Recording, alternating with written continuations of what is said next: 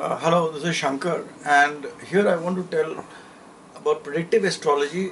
Two or three important things which we should always look, and that is important. So let me uh, caption this video as predictive astrology important aspects.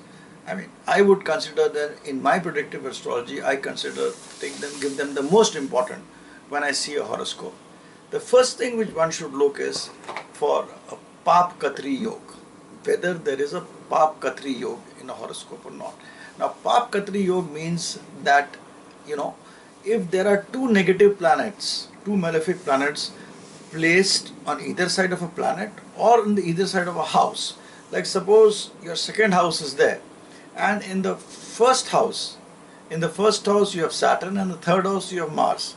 That is, the second house is getting between two malefics, that is Saturn and Mars, and it will create problems for the second house. That is, your second house is getting scissored. It is coming between the two two knives of the scissor. So anything which comes between the two knives of the scissors will get cut.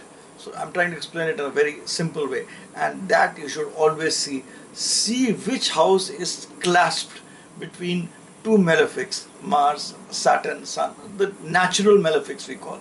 And that particular house, if that house is two malefics, suppose one side is Ketu, other side is Mars, Rahu, Saturn, it is then that particular house there is going to be some deficiency. Now then you proceed to see what will be the kind of deficiency, what will be the deficiency.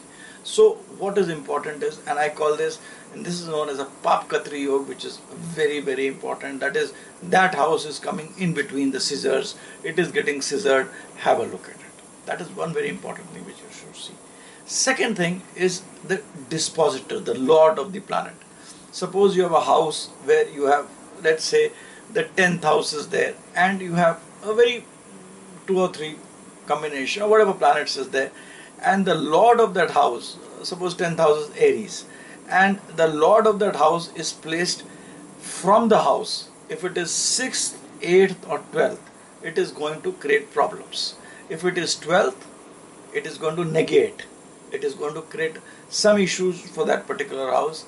If it is 6th, it signifies litigation, disease, so there is going to be conflict. And if it is 8th, there could be some accident in that particular aspect of that particular house. So whenever planets are there, see the lord of that house where it is placed. If it is placed in 6th, 8th or 12th, it is going to be negative. If it is placed 11th, it is the best. 5th is good, 9th is good, then would come second, but most important is 5th, and most important is 11th. 11th gives the best results. But if the lord is placed in 6th, 8th or 12th, it is going to create problems for that particular, whatever may be the condition of the planet, or whatever may be the Raj Yoga that is going to get formed, it will get reduced, it will get debilitated, it will have its impact. So see this. And the third important thing you should see is which is the lord. Suppose a planet is the depositor of which planet. Suppose I have Jupiter in the house of Virgo. It is ruled by Mercury. Now Mercury becomes the lord of the Jupiter. So it becomes the depositor of Jupiter. So when you analyze the result of Mercury, analyze that it has become the lord of Jupiter. So it will have the influence of the lordship of the planet where it becomes lord. So the lord of the house will have the impact of the planet which is there, and that is the depositor. So three things are very important where I see, and which you should also see, is first, see the Paap-Katri, which planet is, whether a house is coming in between the scissors of negative planets, A. B. See the lord whether it is placed in 6th, 8th or 12th, and thirdly, see the planet which are placed in the house, it is the depositor of which planet, it gets a coloring of that particular lordship.